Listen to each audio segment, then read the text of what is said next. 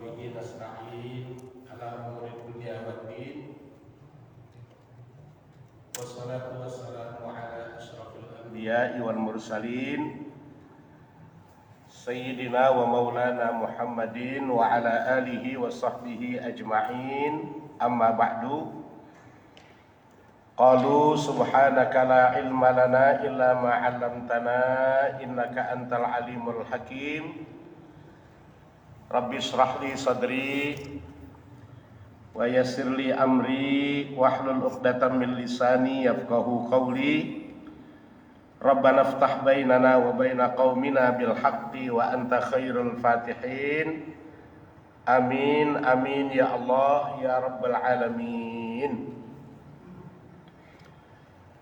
Bapak-bapak, saudara-saudara hadirin jamaah salat maghrib dan jamaah majelis taklim di Masjid Jami' Babul Jannah, terutama DKM beserta jajarannya, segenap pengurus yayasan, para sesepuh, tokoh agama dan pemuka masyarakat,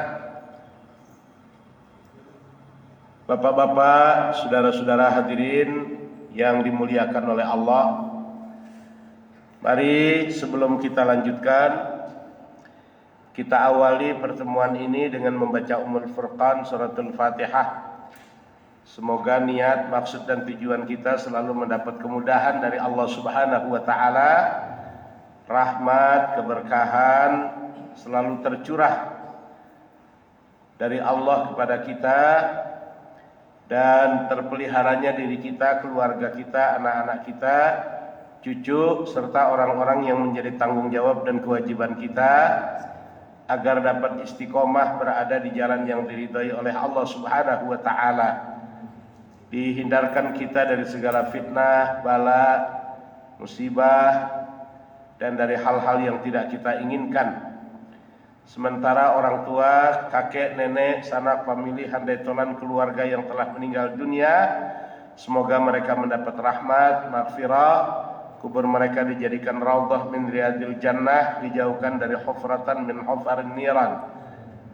Al-Fatihah biniyatil futuh wal munuh wal rusuh wa taubatin nasuh wa salahil jasadi wal ruh ila hadratin Nabi Muhammadin sallallahu alaihi wasallam, thumma ila azwajihi wa ahli baitihi wa dhurriyyatihi wa ashabihi, thumma ila hadrati jami'il awliya wa syuhada wa salihin wal a'immatir rasyidin wal ulama'il amilin minal mufassirin wal muhaddithin wal mustaslihin wal mujahidina fi sabilillah, thumma ila arwahi abaina wa ummahatina wa ajdadina wa jaddatina wa a'mamina wa ammatina wa ikhwanina wa akhawatina wa akhwalina wa khalatina wa masyaikhina wa liman lahu haqqun alaina wa li jami'i ahli al-qubur minal muslimina wal muslimat wal mu'minina wal mu'minat aina ma kanu min masyariqil ardi ila magharibiha syai'un lillahi lana wa lahum. Al-Fatihah. A'udzubillahi minasyaitonir rajim. Bismillahirrahmanirrahim. Alhamdulillahirabbil alamin arrahmanir rahim maliki yaumiddin. Iyyaka na'budu wa iyyaka nasta'in. Ihdinas siratal mustaqim. Siratal ladzina an'amta 'alaihim ghairil maghdubi 'alaihim waladdallin. Bismillahirrahmanirrahim. An Aisyah radhiyallahu anha qalat qala Rasulullah sallallahu alaihi wasallam a'dhamun nasi haqqan 'alal mar'ati zawjuha wa a'dhamun nasi haqqan 'alar rajuli ummuhu. Rawahul Hakim. Wa qala sallallahu alaihi wasallam a'dhamun nisa'i barakatan aisaruhunna mu'unatan. Rawahu Ahmad. Hadis datangnya dari Aisyah radhiyallahu anha. Kita sebut beliau sebagai Ummul Mukminin, salah satu dari ibunya orang-orang yang beriman. Jadi istri-istri Rasulullah dari Siti Khadijah, Saudah, Aisyah, ada Ruqayyah, ada Zainab. Seluruhnya itu disebut ummahatul mukminin, ibunya orang-orang yang beriman. Karena itu para sahabat mereka tidak berani dan memang tidak boleh menikahi istri-istri Rasulullah Shallallahu Alaihi Wasallam sepeninggal beliau. Jadi kalau bahasa kita, jandanya Rasul nggak boleh dinikahi karena mereka adalah ibu bagi orang-orang yang beriman. Aisyah radhiyallahu anha berkata, Rasulullah Shallallahu Alaihi Wasallam bersabda, "A'dhamun nasi haqqan 'alal mar'ati zaujuha." Orang yang paling besar haknya atas wanita atau atas istrinya adalah sang suami. Wa a'dhamun nasi haqqan 'alar rajuli ummuhu. Dan orang yang paling besar haknya untuk dimuliakan oleh laki-laki adalah ibunya. Hadis diriwayatkan oleh Imam Hakim bahwa suami bagi istri-istrinya oleh Al-Quran disebut ar-rijalu qawwamuna 'alan nisa. Ar-rijalu di sini maksudnya kaum suami, ya. Bab nggak semua laki-laki jadi suami. Yang dimaksud ar-rijalu suami-suami atau laki-laki yang sudah beristri. Mereka oleh Allah disebut qawwamuna 'alan nisa. Qawwamun bisa diartikan pemimpin, pembimbing atau pelindung. Ya. Karena wanita itu diciptakan dari tulang rusuk sebelah kiri laki-laki. Ada riwayat yang menyatakan bahwa Allah menciptakan Siti Hawa diambil dari tulang rusuk Nabi Adam yang sebelah kiri. Karena itu kalau diteliti tulang rusuk kita nih kaum laki-laki, yang sebelah kanan 4, sebelah kiri 3, cuman ada 7. Karena yang satu sudah diambil untuk menciptakan Siti Hawa. Yang fungsi dari istri itu sebagai pendamping. Setiap wanita bisa jadi istri, tapi tidak semua wanita bisa jadi pendamping. Ya kalau jadi istri apa susahnya? Ya. Begitu dia nikah sama laki-laki, istri statusnya. Tapi sanggup nggak dia mendampingi suaminya dalam keadaan suka maupun duka, mengarungi kehidupan rumah tangga. Dan suami ketika dia tidak punya pendamping, maka hidupnya, apalagi yang voltasenya 220, ya itu bisa oleng. Karena itu laki-laki yang usia sudah cukup, fisik sehat, kemudian segalanya normal, penghasilan sudah ada, itu Rasul menganjurkan, ya ma'syaras sabab, man istata'a minkumul ba'ata falyatazawwaj, fa innahu aghaddu lil basari wa ahsanu lil farji. Wa in lam yastati fa alaihi bisyam atau bisaum fa innahu lahu wija. Wahai para pemuda, laki-laki yang belum beristri disebut pemuda, sabab. Ya ma'syarus sabab, man istata'a minkumul ba'ata.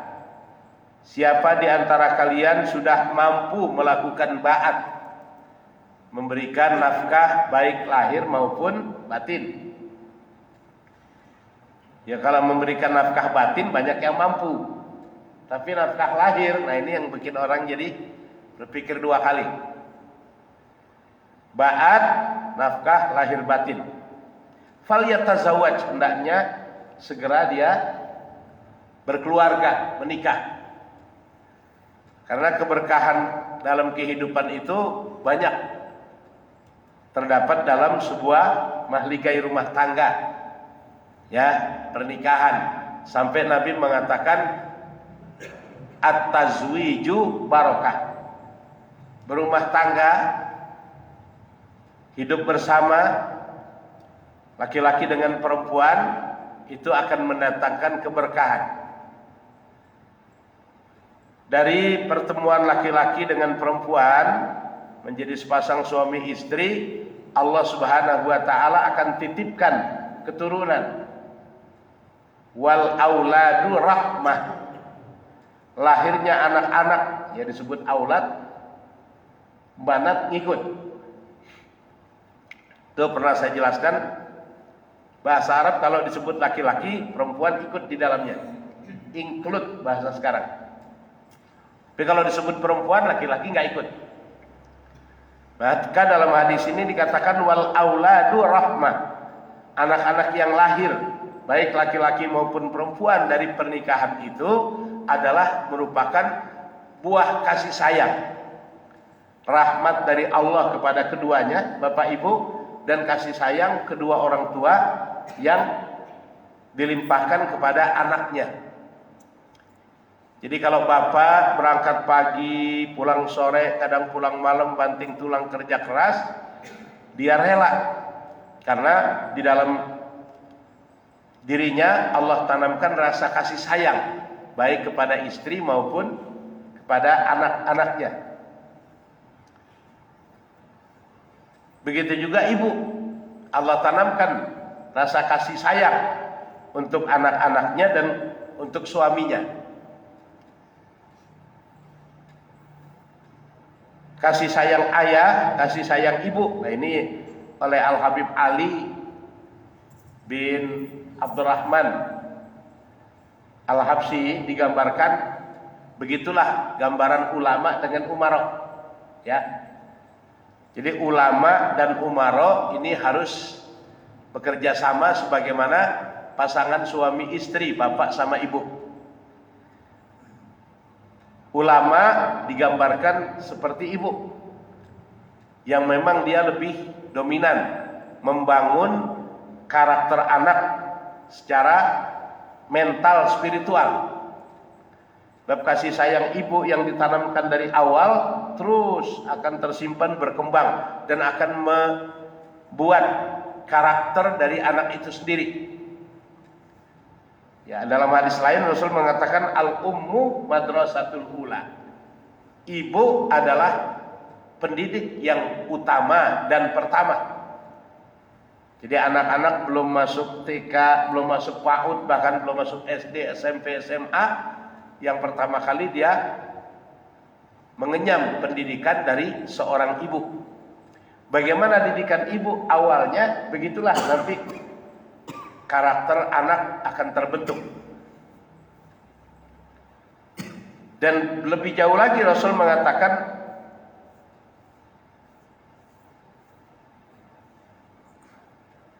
al-jannatu tahta aqdamil ummahat. Surga di bawah telapak kaki ibu. Akan bahagia atau tidaknya seorang anak tergantung kasih sayang yang ditanamkan oleh seorang ibu dari awal. Ya, kalau ibunya mengajarkan nilai kebaikan, mengajarkan anaknya untuk mengucapkan sesuatu yang baik dengan diperdengarkan hal-hal yang baik saja kepada anak. Kalau kita baca riwayat hidupnya Syekh Abdurrahman As-Sudais, itu kan ibunya luar biasa. Ya, yang namanya anak-anak, mainlah dia sama teman-temannya. Udah sore ibunya panggil, Ta'al ya Abdurrahman, Abdurrahman pulang, udah sore. Lagi main dipanggil, kesel, bawa pasir 2 genggam. Padahal ibunya udah masak karena malam nanti akan ada tamu kehormatan bagi bapaknya. Ya, orang-orang besar. Ini Abdurrahman begitu masuk ke dalam rumah saking keselnya, pasir tadi lempar ke makanan yang sudah tersedia.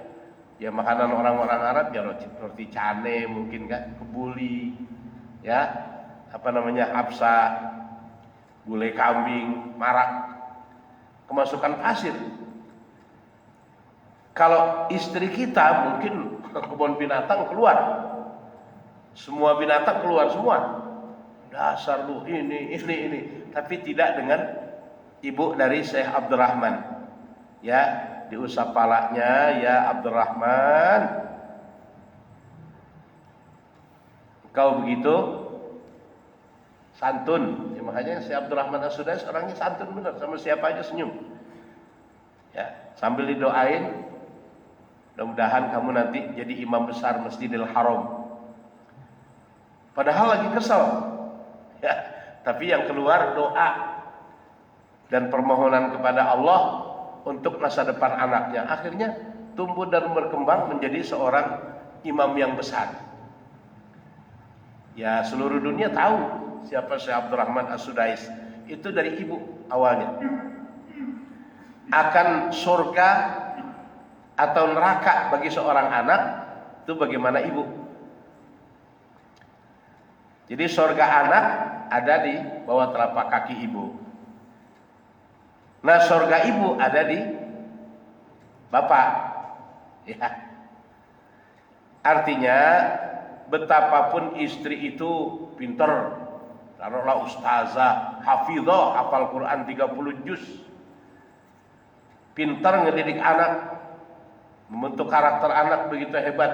Dia punya suami yang barangkali secara keilmuan di bawah dia, tapi istri tetap harus taat, patuh, hormat kepada suami. Ya, istrinya sarjana Quran S1. Itu kan S1 di IKI atau di PT IKI itu minimal harus hafal 20 juz. Kalau nggak 20 juz nggak lulus.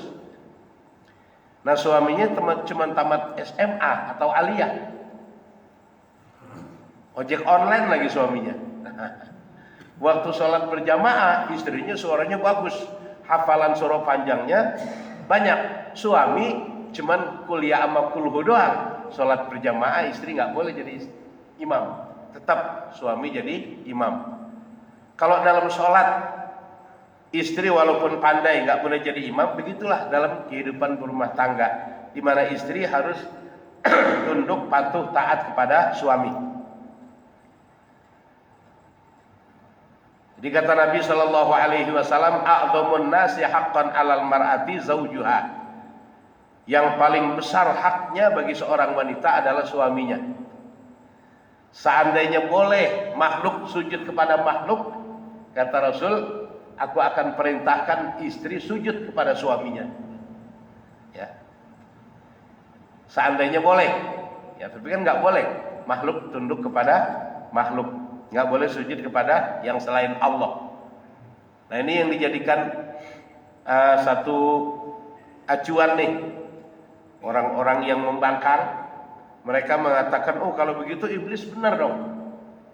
Ya, waktu Allah perintahkan sujud kepada Nabi Adam, dia nggak mau sujud kepada Adam. Dia cuma sujud kepada Allah Subhanahu Wa Taala. Berarti yang benar iblis. Malaikat salah, dia sujud kepada Adam. Kalau urusan ini kembali kepada ketaatan seorang hamba kepada Allah Sang Pencipta. Ini kan perintah Allah, dan sujudnya itu bukan sujud seperti kita ibadah. Kalau sujud kita ibadah kan meletakkan kening kita di bawah tempat yang paling rendah. Kita ucapkan subhana rabbiyal a'la wa bihamdi. Kalau sujud kepada Adam itu sekedar ihtiraman atau iktiraman li fadili Adam. Cuman sekedar hormat, menghargai atas kelebihan Nabi Adam yang Allah berikan. Malaikat cuma punya akal, malaikat nggak punya nafsu. Nabi Adam akal punya, nafsu punya, kelebihan. Ya, ada yang punya nafsu doang, akal enggak. Namanya binatang. Ya, manusia akal punya, nafsu juga punya. Iblis nafsu punya. Nah, akal punya juga cuma dikit, enggak digunakan. Dia membangkang, yang ada adalah nafsu. Jadi ketika malaikat sujud kepada Adam bukan beribadah, tapi sekedar hormat. Membangkang perintah Allah disebut kufur. Ya. Aba wastakbara wa kana minal kafirin. Iblis enggan sujud kepada Adam. Wastakbara, menyombongkan diri lagi. Wa kana minal kafirin. Dia termasuk makhluk yang kafir, yang ingkar. Kenapa? Karena menyalahi perintah Allah. Kayak Pak Akbar ya, pulang, badannya lelah, capek. Anak-anaknya yang masih kecil-kecil atau cucu ya, nah sini, injekin kakek. Anak yang taat, cucu yang taat, dia injekin kakeknya. Ya nggak banyak berpikir panjang, tapi orang yang pintar tapi nggak taat, waduh kakek saya injek-injek, kurang ajar saya, kualat ini. Nah, bener dia, yang injek kakek nggak sopan, kualat, tapi yang merintahkan kan kakek. Jadi yang disayang sama Pak Akbar yang injekin, yang turut perintah, yang nggak mau injekin, baru-baru dikasih uang jajan, yang ada dikasih hukuman, suruh injekin aja nggak mau. Nah begitulah kira-kira. Ya Allah perintahkan semua makhluk sujud kepada Adam. Semua sujud. Ya, termasuk para malaikat sujud. Fasajadal malaikatu kulluhum ajma'un. Malaikat semuanya sujud. Enggak ada yang enggak sujud. Sebab ada sebagian yang mengatakan iblis juga asalnya malaikat. Bukan. Dia bangsa jin. Yang nama aslinya Azazil. Bukan malaikat, bukan. Adapun malaikat fasajadal malaikatu kulluhum ajma'un. Jadi malaikat enggak ada yang membangkang. Sujud semuanya. Yang membangkang namanya iblis. Siapa iblis itu? Nama aslinya Azazil. Bangsa jin yang secara keilmuan lebih tinggi dari malaikat. Oh, iblis itu kalau tawaf bukan di Ka'bah, di Aras. Makanya waktu Fir'aun ngaku Tuhan, iblis ketawa. Ya Fir'aun baru segitu aja ngaku Tuhan. Nih saya nih pengalaman hidup lebih banyak, udah kemana-mana. Tawaf bukan di Ka'bah tapi di Aras. Kan yang paling besar makhluk Allah itu Aras. Bumi menurut kita luas, tapi dibandingkan langit, bumi ini debu, langit ini bola. Nah begitu juga sebaliknya, langit dibanding sama Aras, langit itu debu, Aras itu bola. Berarti lebih besar dari langit, Aras itu. Itu iblis kalau tawaf di Aras. Ya, Fir'aun ngaku Tuhan. Ya, Fir'aun ngaku Tuhan. Jadi bukan Allah aja yang benci sama Fir'aun, iblis juga benci sama Fir'aun. Nah, iblis dia merasa lebih pintar, merasa lebih tinggi, senior lagi 8.000 tahun. Wa fi ba'd riwayah 80.000 tahun tinggal di surga. Ruku, sujud, tasbih, tahmid bersama dengan para malaikat. Ketika disuruh sujud, hormat, dia nggak mau sujud, nggak mau hormat. Ditegur sama Allah, ya, apa yang menyebabkan kau tidak mau sujud kepada Adam? Sombong. Ana khairum minhu khalaqtani min nar wa khalaqtahu min tin. Aku lebih baik dari Adam. Kau ciptakan aku dari api, kau ciptakan Adam dari tanah. Api lebih mulia dari tanah, kata iblis. Nama aslinya Azazil. Karena dia membangkang, maka disebutlah iblis. Jadi iblis itu bukan nama sosok, tapi istilah. Alladzi ublisa min rahmatillah. Makhluk yang terusir dari rahmat Allah summiya iblis. Dinamain iblis. Kalau ada manusia Disuruh ke masjid nggak ke masjid, disuruh sholat nggak sholat, kan membangkang, jauh dari rahmat Allah, dia terusir. Tuh disebut iblis, jangan marah. Kita sholat maghrib sini, dia nyanyi-nyanyi di situ, mabuk, iblis itu. Nah, itu iblis istilah, ya. Minal jinnati wan nas, ada kalanya dari bangsa jin semacam Azazil, wan nas, ada kalanya dari bangsa manusia. Kalau bahasa Benyamin potongan seorang, tapi hati belis. Nah itu.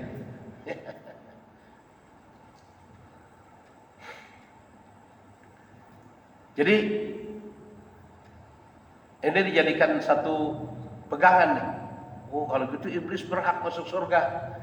Dia nggak mau sujud kepada Adam, dia mau sujud hanya kepada Allah. Padahal yang memerintahkan sujud kepada Nabi Adam Allah, dia membangkang perintah Allah, itu yang menyebabkan Allah murka, terusir dari surga. Ya kayak tadi tuh, ya Pak Indra, pegal-pegal anaknya suruh nginjekin gak mau. Nah, ya boro-boro dianterin besok sekolah, boro-boro dikasih jajan, yang ada digebukin, dikasih hukuman. Jadi bukan kualatnya kita nginjekin orang tua, tapi kita taat kepada perintah orang tua. Ya kalau kita lihat kan, orang tuanya disuruh duduk begitu tengkurap, tidur, dia injak-injak seluruh. Tapi itu perintah orang tua. Kalau kita nggak mau malah salah. Nah begitulah kedudukan suami terhadap istrinya. Bahkan ada satu kisah yang populer ketika Rasul Shallallahu Alaihi Wasallam, ini hadis juga, turun dari khutbah. Satu riwayat mengatakan di akhir bulan Sa'ban menjelang Ramadan.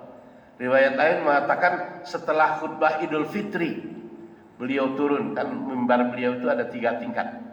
Ya, dari tingkat pertama ke kedua amin, dari kedua ke ketiga amin, sampai ke lantai amin, 3 kali amin. Sahabat tanya, ya Rasulullah, gak ada angin, gak ada hujan, Tuhan menyebut amin 3 kali, apa maksudnya ya Rasul? Kata Rasulullah, tadi selesai memberikan khutbah, malaikat Jibril datang dan minta kepada saya untuk mengaminkan doanya. Ya Rasul, saya mau berdoa kepada Allah, tolong aminkan. Ya kata Rasul, silakan Jibril berdoa, saya akan aminkan. Apa isi doanya? Ya Allah, ini 1 Syawal. Ya, riwayat lain mengatakan ini akhir bulan Sya'ban, sebentar lagi datang Ramadan. Kalau datang Ramadan, orang puasa siang hari, malam dia sholat, dia baca Quran, jangan kau terima puasa dan ibadahnya anak yang durhaka kepada orang tua. Nabi bilang amin. Jadi anak yang durhaka sama orang tua. Hanya kemarin tuh bebas mudik, orang pada mudik, nggak peduli biayanya berapa, yang penting bisa ke kampung ketemu orang tua. Orang tuanya yang masih hidup di sini bersyukur, ya, bisa sungkem, cium tangan, cium kaki kalau perlu. Orang tua boleh. Yang udah meninggal datang ke makamnya ziarah. Ya ziarah bukan cuma nabur bunga mau ke air mawar, bukan, tapi yang penting doa. Doanya. Dan rumah juga cukup memang, tapi akan lebih senang kalau kita berkunjung. Kan kita berkunjung dia tahu. Ya.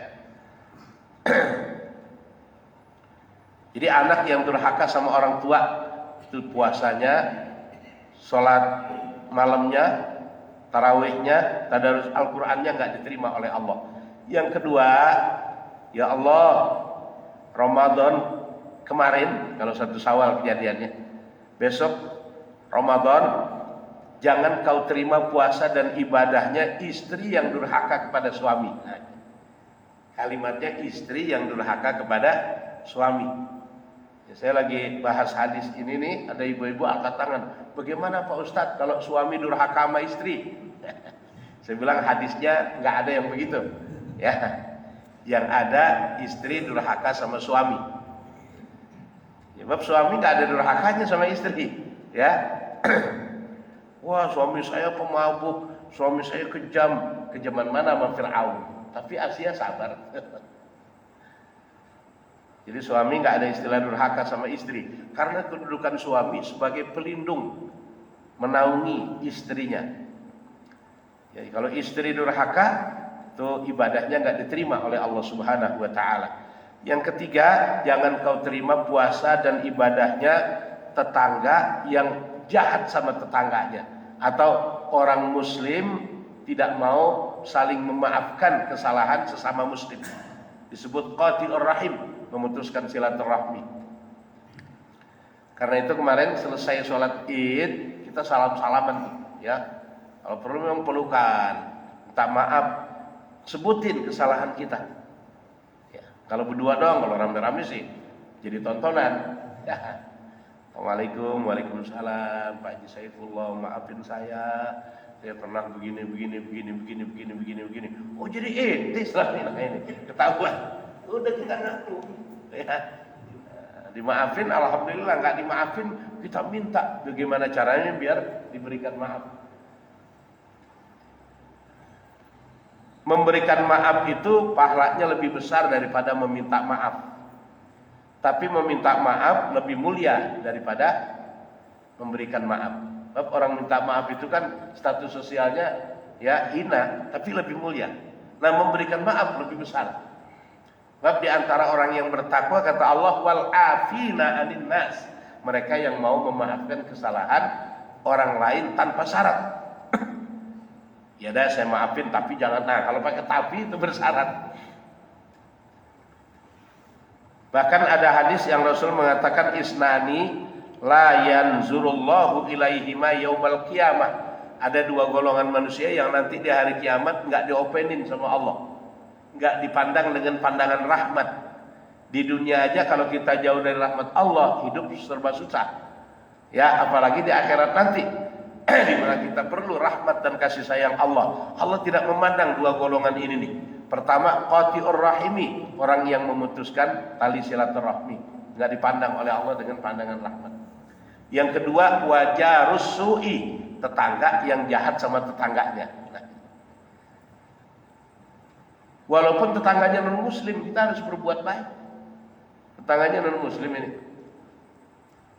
luar daerah, rumah ditinggalin 2 minggu, dia jangan bilang non muslim ini udah kita gasak aja, apaan aja kita ambil, halal buat kita. Enggak juga ya. Kalau mereka tinggal di lingkungan, mereka ikut aturan di sini, itu masuk ke dalam kategori kafir dhimmi. Kafir dhimmi itu haknya dilindungi. Inilah toleransinya agama kita Islam.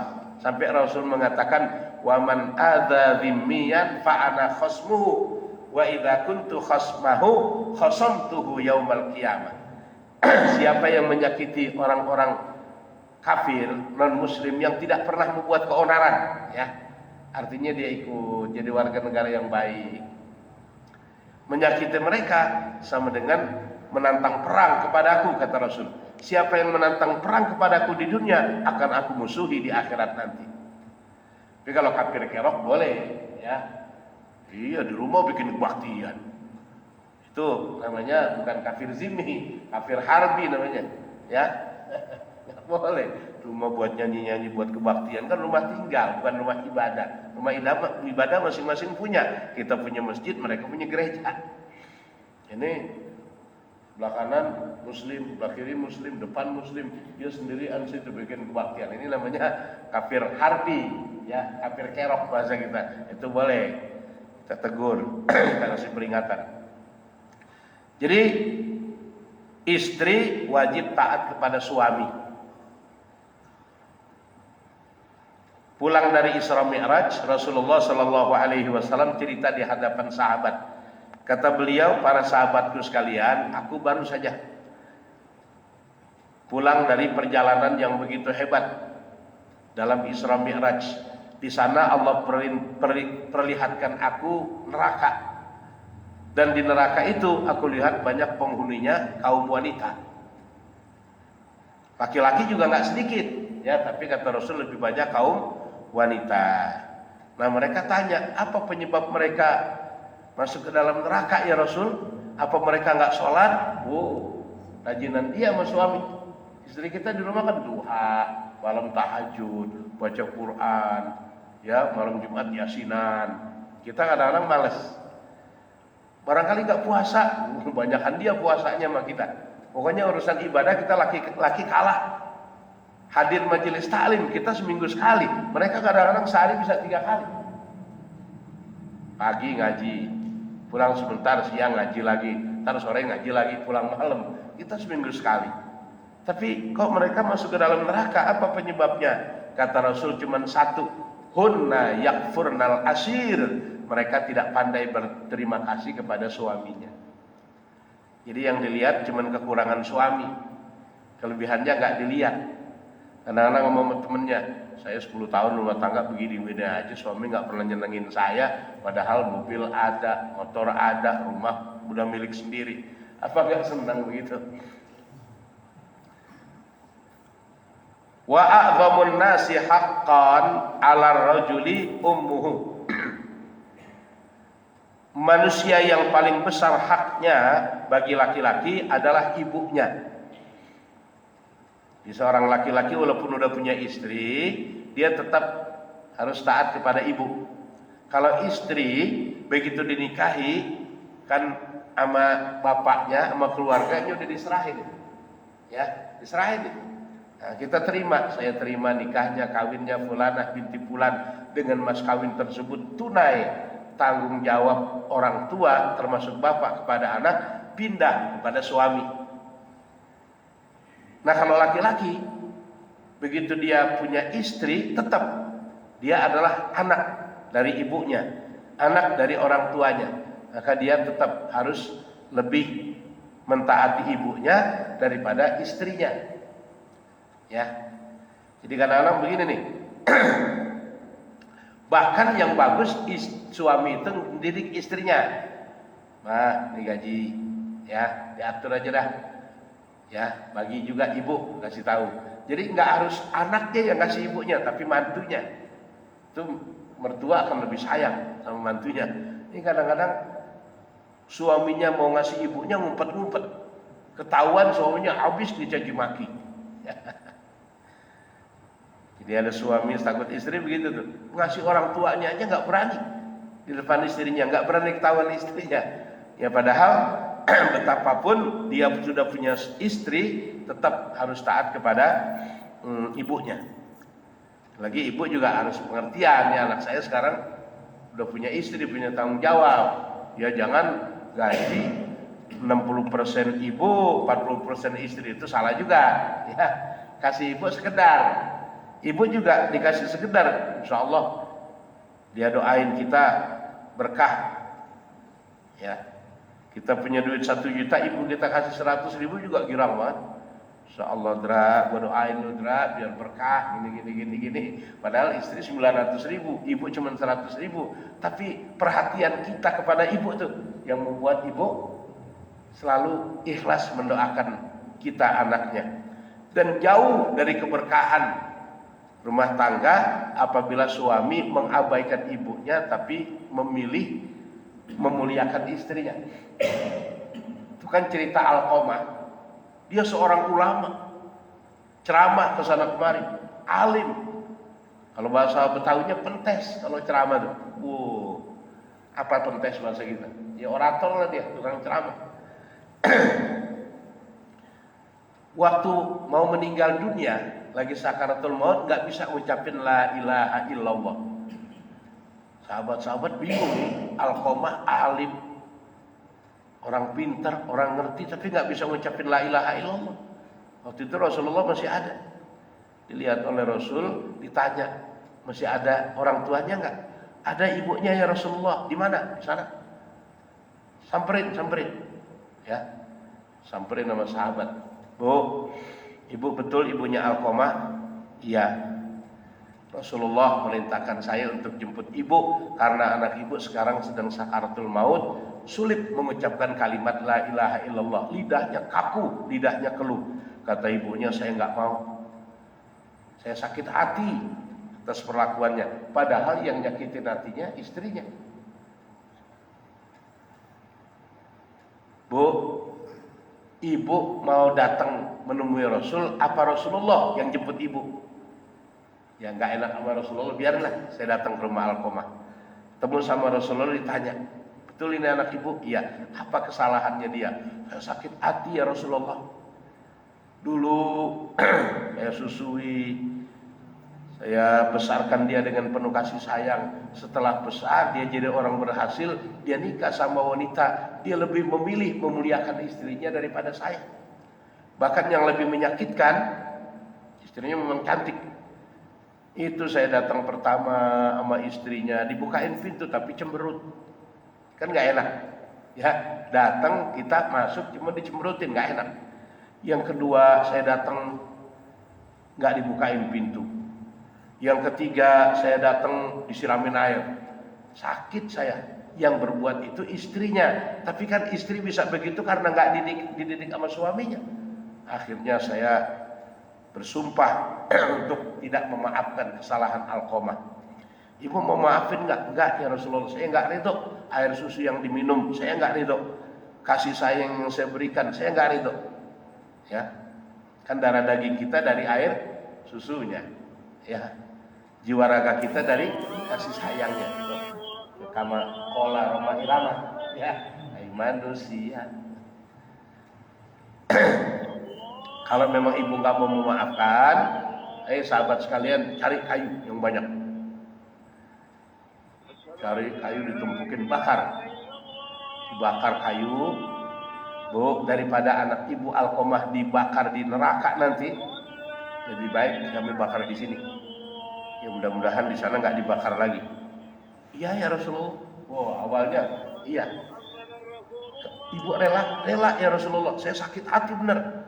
Akhirnya api menyala, sahabat disuruh, ya bahasa kita diginiin lah, mau dilemparin. Hitungan 1, 2, bagaimana Bu? Ya Rasulullah. Begitu ketiga mau dilempar, ya Rasulullah, saya ikhlas, saya ridho.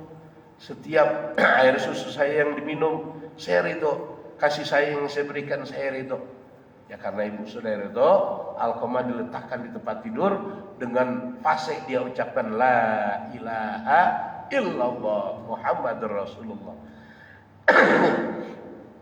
Ya, padahal dia orang ngerti, ulama yang berbuat seperti itu istrinya bukan dia.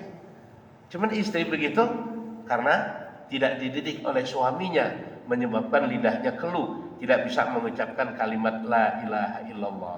Ini kata Rasul, a'dhamun nasi haqqan 'alar rajuli ummuhu.